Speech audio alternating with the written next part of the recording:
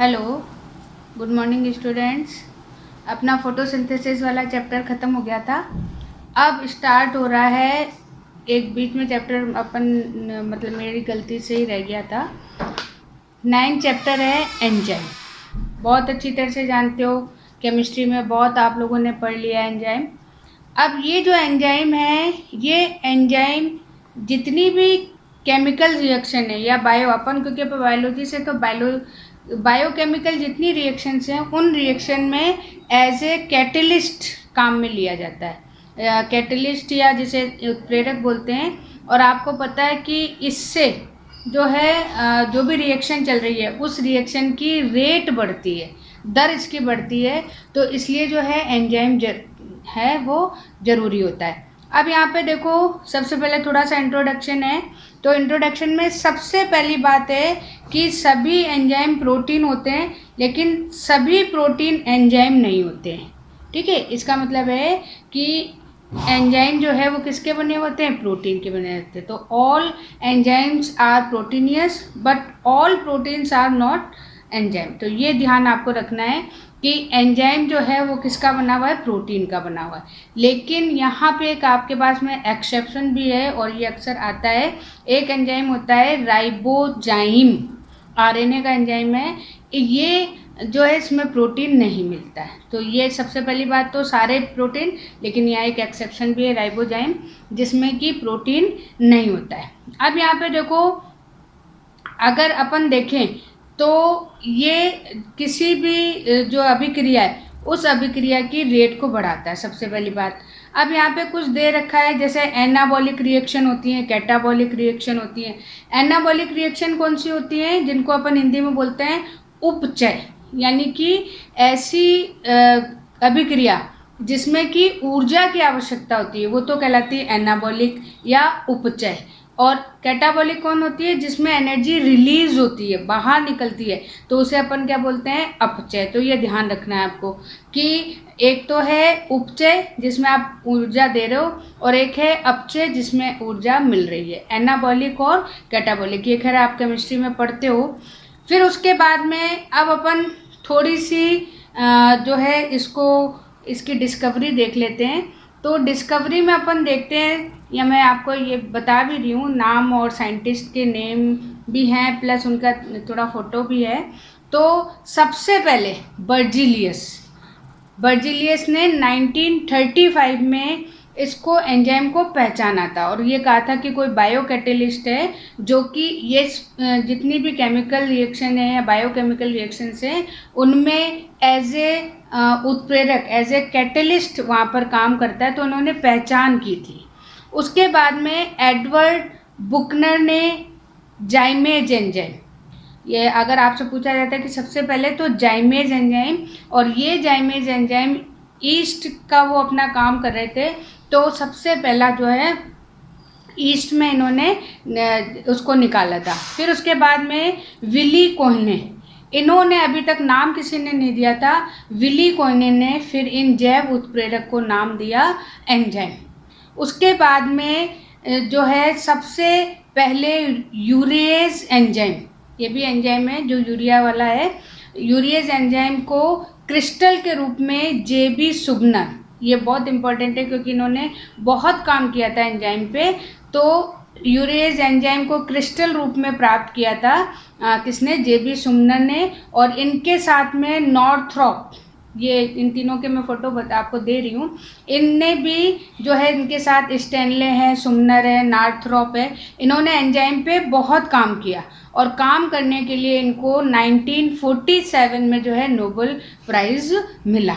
तो ये हो गया। फिर उसके बाद में जो सैक और अल्टमैन, ये हैं जिन्होंने राइबोजाइम, जो अभी मैंने आपको अपवाद बताया था कि बिना प्रोटीन वाला जो एंजाइम है राइबोजाइम, उसकी इन्होंने डिस्कवरी करी थी। तो ये कुछ नाम हैं, इन नाम को आप सीरियल वाइज ध्यान रखेंगे तो एक आध क्वेश्चन चाहे केमिस्ट्री में हो या बायोलॉजी में अक्सर इसमें आ जाता है।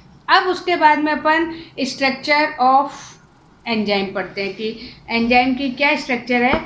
तो यहाँ पे देखो, हालांकि अपन एंजाइम कहते हैं, बाकी अगर वैसे हम कहें तो ये एंजाइम क्या है? Holo enzyme. इसको हम होलो एंजाइम बोलते हैं। और इस होलो एंजाइम में दो चीज़ें, अभी मैंने आपको कहा प्रोटीन, लेकिन प्रोटीन के साथ साथ भी उसमें और भी चीज़ें होती हैं। तो पहला हो गया एपो एंजाइम, जो कि कौन सा पार्ट है, प्रोटीन का। और अगर आप डायग्राम में देख रहे हो तो जो बड़ा पार्ट है वो पार्ट क्या है, प्रोटीन। और जो दूसरा है उसे बोलते हैं कोफैक्टर, सहकारक। और ये सहकारक कैसा होता है, नॉन प्रोटीन। तो यानी अगर आपसे पूछा जाए कि एंजाइम, तो वो एंजाइम क्या है, होलो एंजाइम है। और उसमें दोनों चीज़ें, उसमें आपको प्रोटीन पार्ट भी मिलेगा और नॉन प्रोटीन पार्ट भी मिलेगा, और दोनों मिलकर जो है ये क्रिया करते हैं। और जो कोफैक्टर है, वो कोफैक्टर जो है इसकी क्रियाशीलता को, जो प्रोटीन है उसकी एक्टिविटी को बढ़ाने का काम करता है, इसलिए ये बहुत ज़्यादा यहाँ पर इम्पॉर्टेंट है। उसके बाद में देखो, अब अपन जैसे एपो एंजाइम की बात करते हैं, तो एपो एंजाइम क्या है, प्रोटीन वाला पार्ट। और ये जो प्रोटीन होते हैं, अभी अपन प्रोटीन के कैरेक्टर्स भी पढ़ेंगे।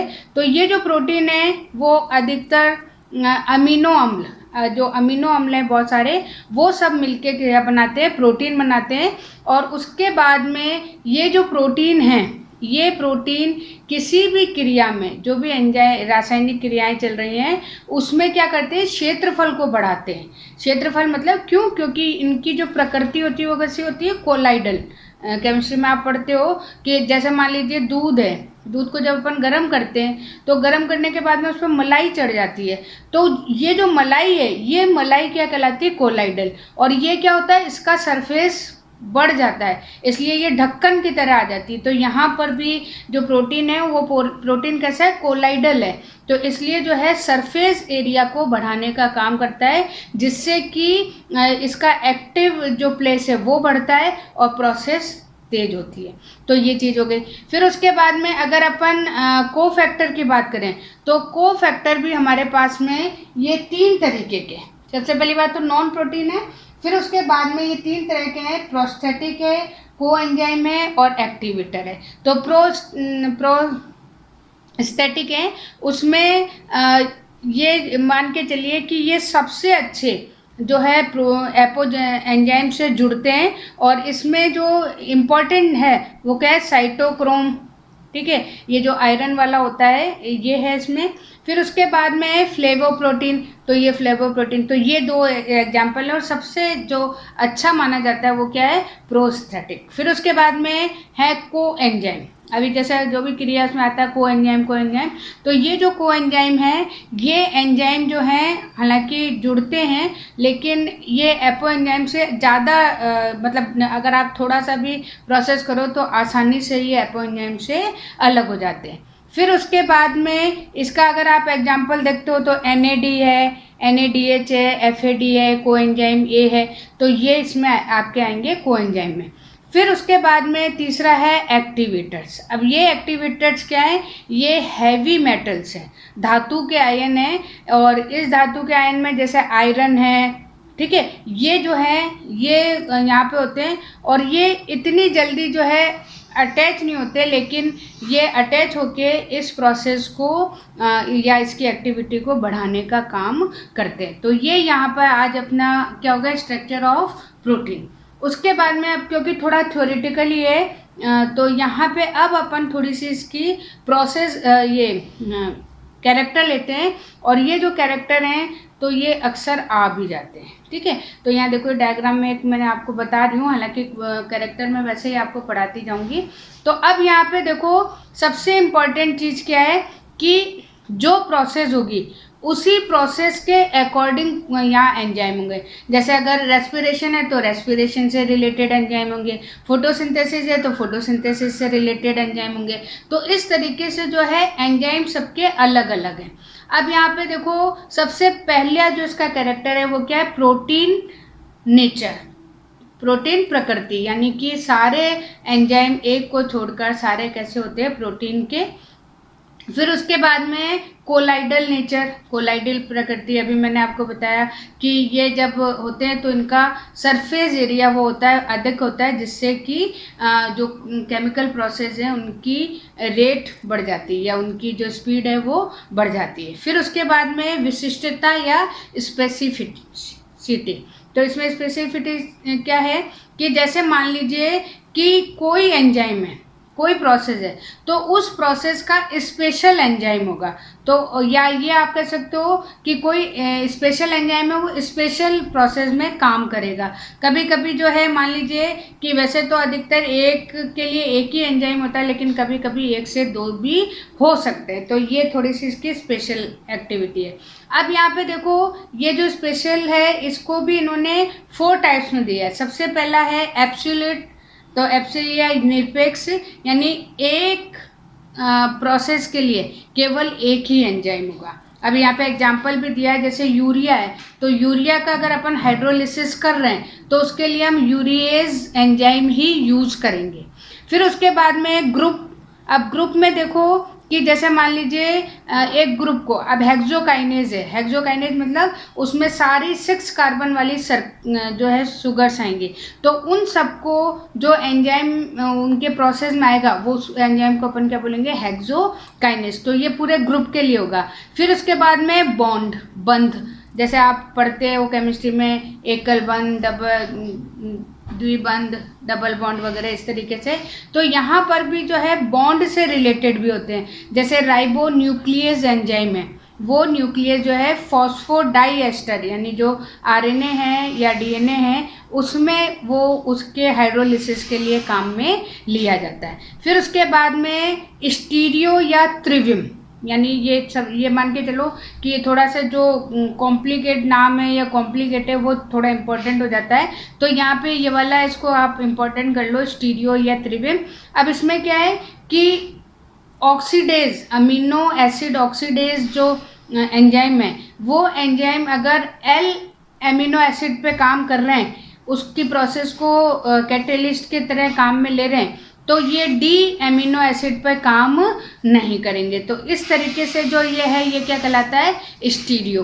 फिर उसके बाद में नेक्स्ट 4th है लार्ज साइज, यानी जो प्रोटीन है या ये जो एंजाइम है इसमें बहुत ज़्यादा जो है मॉलिक्यूल्स होते हैं, तो इनका जो साइज़ है वो साइज़ क्या है, बड़ा है। फिर उसके बाद में ये चाहे एसिड हो चाहे ये बेस हो, दोनों ही प्रोसेस में ये काम करते हैं। तो इसलिए इनको क्या बोलते हैं, एम्फी या फिर उभयधर्मी। तो ये दोनों में करेंगे, अम्लीय क्रिया हो, एसिडिक हो चाहे बेसिक हो, दोनों पर ये काम करते हैं। फिर उसके बाद में है एंजाइम इष्टता या एंजाइम ऑप्टिमा।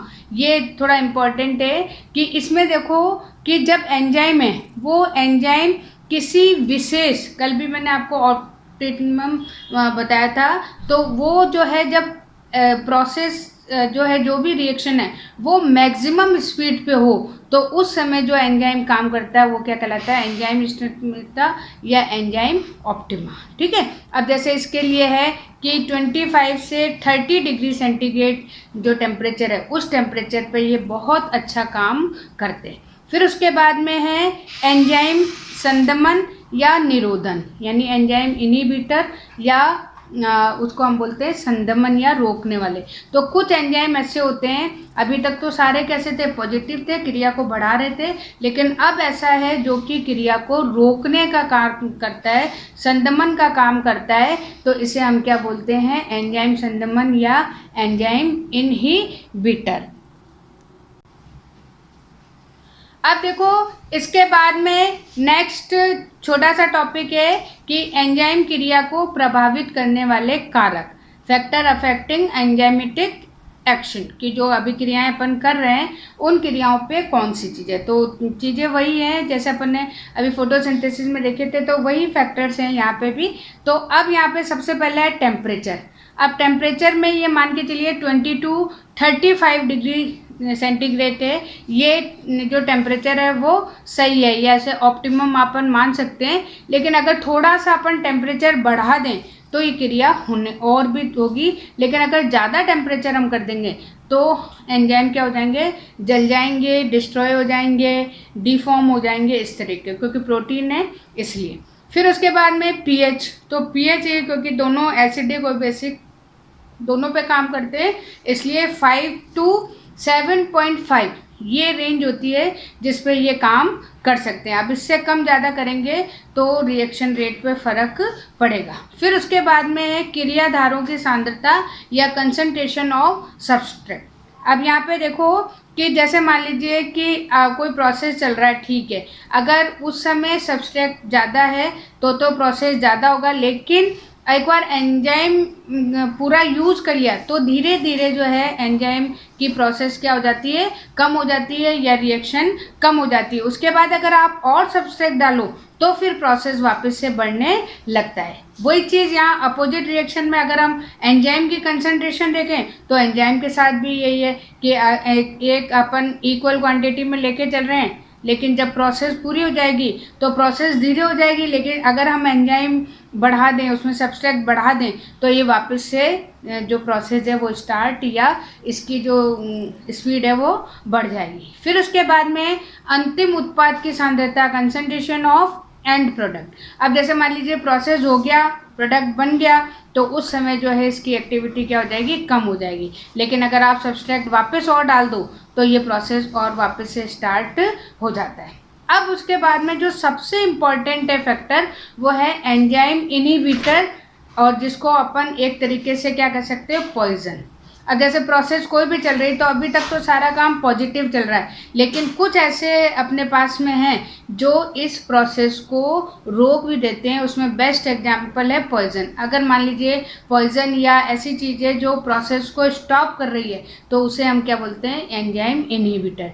अब यहाँ पे भी देखो दो तरीके के हैं, एक है प्रतिस्पर्धी यानी कि कम्पिटिटिव इनहिबिटर, और एक है अप्रतिस्पर्धी यानी नॉन कम्पिटिटर। तो जो कम्पिटिटिव होती हैं उसमें क्या है, दोनों का सेम है, जहाँ पर कि एंजाइम जुड़ना चाहिए उसकी जगह कुछ और जुड़ जाएगा तो वो प्रोसेस स्टॉप हो जाएगी। लेकिन अप्रतिस्पर्धी क्या है कि उस जगह नहीं जुड़ के वो दूसरी जगह भी जुड़े हैं, तभी वो प्रोसेस को क्या कर देते हैं, स्टॉप कर देते हैं। तो यहाँ पे मतलब प्रतिस्पर्धा में एंजाइम की जगह कोई और आ जाता है, जबकि अप्रतिस्पर्धा या नॉन कम्पिटिटिव में एंजाइम के रहते हुए भी कोई दूसरा जो है वो उस प्रोसेस को डिस्ट्रॉय या स्टॉप कर देता है, तो उसे अपन क्या बोलते हैं, नॉन कम्पिटिटिव इनहिबिटर। तो यहाँ पे देखो ये अभी अपना हो गया।